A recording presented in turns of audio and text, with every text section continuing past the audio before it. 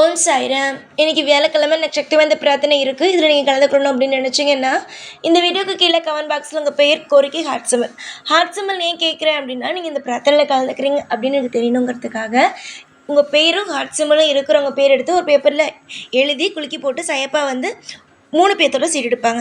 அந்த 3 பேர்த்துக்காக சக்தி வாய்ந்த பிரார்த்தனை பண்ணிப்போம். யார் பேர் வந்துச்சு, எப்படி பிரார்த்தனை பண்ணுறோம் எல்லாமே தெரியணும்னா வெள்ளிக்கிழமை காலையில் போடுற ஷார்ட்ஸில் யார் பேர் வந்துச்சு எப்படியெல்லாம் பிரார்த்தனை பண்ணுறோம் அப்படிங்கிறத நீங்கள் அதில் தெரிஞ்சுக்கலாம். நம்பிக்கை இருந்துச்சு அப்படின்னா கண்டிப்பாக கலந்துக்கோங்க.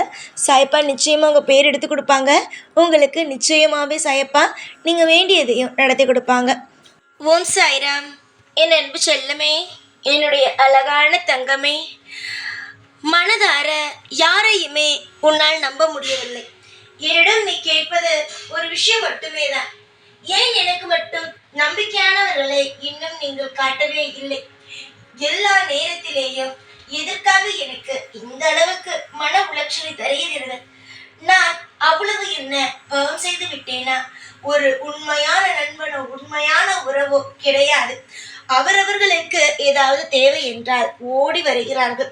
அதுவே எனக்கு ஒன்றென்றால் யாரிடமும் ஓடி போய் இந்த உதவி செய்யுங்கள் அந்த உதவி செய்யுங்கள் என்று சொல்ல முடியவில்லை. அனைவருக்கும் எப்படி ஒரு உரிமையோடு என்னிடம் கேட்கிறார்களோ அதே போலத்தானே சாயி எனக்கு அடுத்தவர்களிடம் ஏதாவது உரிமை இருக்கும் பொழுது கேட்கலாம், ஏதாவது உதவி தேவைப்படும் பொழுது கேட்கலாம் என்று தோன்றும். ஆனால் என்னிடம் உதவி கேட்பவர்கள் நான் உதவி என்று போய் கேட்கும் பொழுது தெரியாத நபர்கள் போல நடந்து கொள்கிறார்களே, இதற்கெல்லாம் என்ன காரணம்தான்? எதற்காக நான் செய்ததை அவர்கள் அந்த நிமிஷத்தோடு மறைக்கிறார்கள் என்று நீ என்னிடம் கேட்கிறாய். அம்மா, இது உனக்கு மட்டும் நடப்பதல்ல.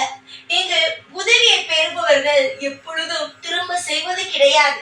காரணங்கள் என்ன தெரியுமா? அவரவர்கள் சுயநலமாக இருப்பதினால் மட்டுமே. ஒரு சிலர் உன்னை போல ஒரு சிலர் தான் எந்த ஒரு விஷயத்தையும் எதிர்பார்க்காமல் உதவிகளை செய்வார்கள். அதுவே சிலர் எல்லா விஷயத்தையும் பெற்றுக்கொள்வார்கள். உதவி என்று வந்த உடனேயே எங்கு ஆள் இருக்கிறார்கள் என்று கூட தெரியாமல் ஓடுவார்கள். இந்த மாதிரியான நபர்களை எல்லாம் நினைத்து வருந்தாது. ஏனென்றால் வருந்த வருந்த உன்னுடைய வாழ்க்கையில் இன்னும் அதிக கஷ்டங்கள் வரும்.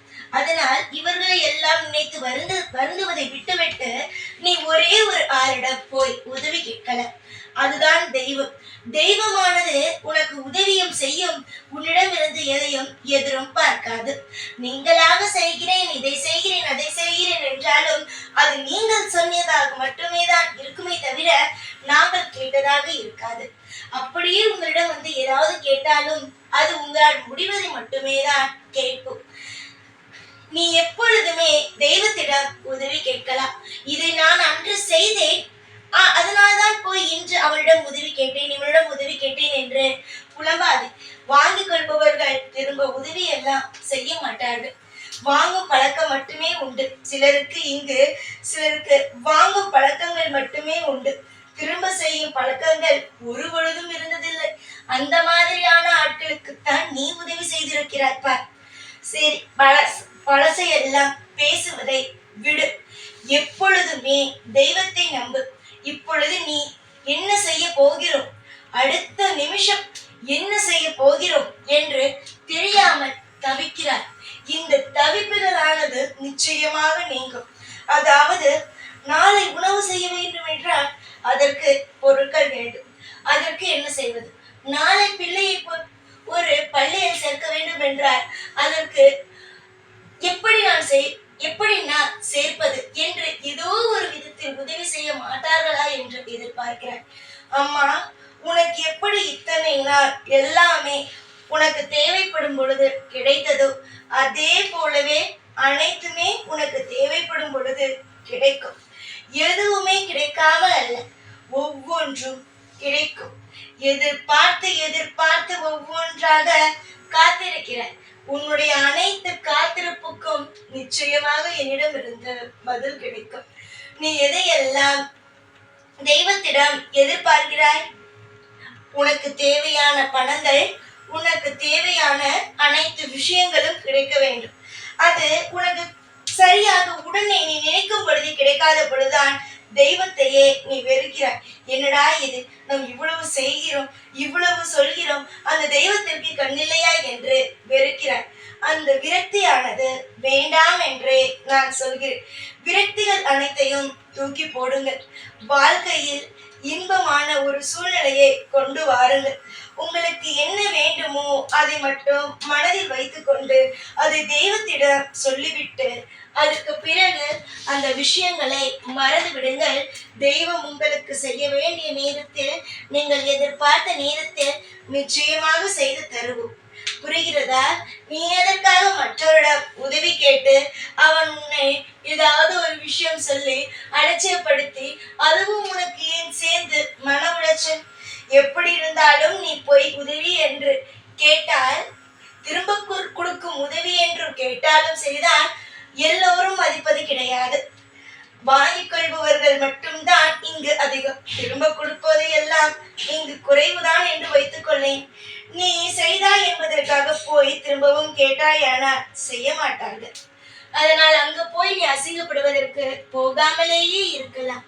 உனக்கு செய்ய வேண்டும், உனக்கு சாப்பாடு போடுவது, உன்னுடைய பிள்ளையை படிக்க வைப்பது, துணிமணி எடுத்து கொடுப்பது, அனைத்து விஷயங்களும் எனக்கு தெரியும். நான் செய்வேன். உன்னை கஷ்டப்படுத்துகிறேன் என்று நீ நினைக்கிறாய். ஆனால் நான் உன்னை கஷ்டப்படுத்தவில்லை. எல்லா விஷயத்திலும் இருந்து உன்னை மாற்றப் போகிறேன்.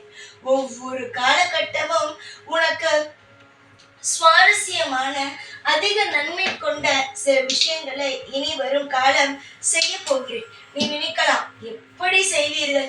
இத்தனை ஆண்டு செய்யவில்லை, இப்பொழுதுதான் செய்ய போகிறீர்களா என்று நீ கேட்கலாம். இத்தனை ஆண்டு செய்யவில்லை என்பது உனக்கு தெரியுமா? இத்தனை ஆண்டுகள் உனக்கு எந்த மாதிரியான சூழ்நிலைகள் எல்லாம் வந்தது, அதிலிருந்தெல்லாம் நான் உன்னை எப்படி காப்பாற்றினேன் என்பது தெரியுமா? எந்த ஒரு விஷயத்தையும் தெரியாமல் பேசக்கூடாது. அதுதான் தெய்வ நிந்தனையாக மாறுகிறது. தெய்வங்கள் ஆகிய நாங்கள் ஒரு பொழுதும் ஒரு நாளும் உங்களை கைவிடுவது கிடையாது. நீங்கள் தான் நினைத்துக் கொள்கிறீர்கள் கைவிட்டு விட்டோம் என்று. ஆனால் நாங்கள் உங்களை கைவிடுவது கிடையாது. ஒவ்வொரு நிமிஷமும் தூக்கி நிறுத்துகிறோம். வாழ்க்கையில் நீங்கள் துவண்டு போகும் சமயத்தில் யாருமே உங்களுக்கு துணை இல்லை என்று தெரிந்து நான் இருக்கிறேன் என்று ஏதோ ஒரு ரூபத்தில் ஏதோ ஒரு விஷயத்தை செய்து உங்களுக்கு துணையாகத்தான் வந்து நிற்கிறோம். நீங்கள் தான் எல்லாவற்றிலும் அலட்சியம் காட்டுகிறீர்கள். ஆனால் நாங்கள் ஒரு வாக்கு கொடுத்து விட்டோமானால் தெய்வங்கள் நிச்சயமாக அந்தந்த விஷயங்களை சரியாக செய்கிறோம். நம்பிக்கை உண்டா தங்கமே? எல்லா விஷயத்திலேயும் தெய்வத்தின் மீது நம்பிக்கை இருக்கிறதா? தெய்வத்தின் மீது நம்பிக்கை இருக்கும் பட்சத்தில் நான் சொல்லும் அனைத்து விஷயங்களையும் நம்பு. கூடிய சீக்கிரமாக எந்த ஒரு விஷயத்தில் உதவி என்று கேட்கிறாயோ அது கிடைக்கும். நிச்சயமாக உன்னுடைய வாழ்நாள் முழுவதும் ஏற்றங்கள் இருக்கும். சிரித்தால்தான் அழகாகவே இருப்பாய். சிரி தங்கமே, நீ சிரித்து பார். உன்னுடைய முகம் எவ்வளவு அழகாக உள்ளது என்று பார். யாராரோ ஏதேதோ பேசிவிட்டார்கள். உதவி என்று போய் கேட்கும் பொழுது அவரவர்கள் இஷ்டத்திற்கு பேசிவிட்டார்கள் என்று கவலைப்படுகிறார். உதவியை பெற்றுக்கொண்டார்கள். ஆனால் நாம் கேட்கும் பொழுது அனைத்தையுமே அப்படி என்னென்ன வார்த்தைகள் வருகிறதோ அதெல்லாம் சொல்லி பேசுகிறார்களே. நம்மிடம் மட்டும் உதவியை பெற்றார்கள். அவரிடம் ஒரு உதவியை கேட்கும் பொழுது என்னென்ன பேசுகிறார்கள் பார் என்று நீ கலங்கிவிட்டாய். யார் எப்படி என்பதை புரிந்து கொண்டாயா? உதவி யாருக்கு செய்ய வேண்டும், யாருக்கு செய்யக்கூடாது என்று தெரிந்து கொண்டாயா? உன்னை சுற்றி இருப்பவர்கள் துரோகிகள் என்று தெரிந்ததானே நீ செய்தாய். எதற்காக இப்பொழுது அதை நினைத்து கவலைப்படுகிறாய்? கவலைகள் வேண்டாம், எல்லாம் மாறும். நிச்சயமாக உன்னுடைய வாழ்க்கையில் இருக்கும் அனைத்து விதமான விஷயங்களும் மாறும். உனக்கான தேவைகளானது நிச்சயமாகவே இனி கிடைக்க ஆரம்பிக்கும். உதவி செய்ய நான் இருக்கிறேன். சந்தோஷமாக இரு. எப்பொழுதும் உன் கூடவே இருப்பேன். இந்த சாய்நாத். ஓம் சாய்ராம்.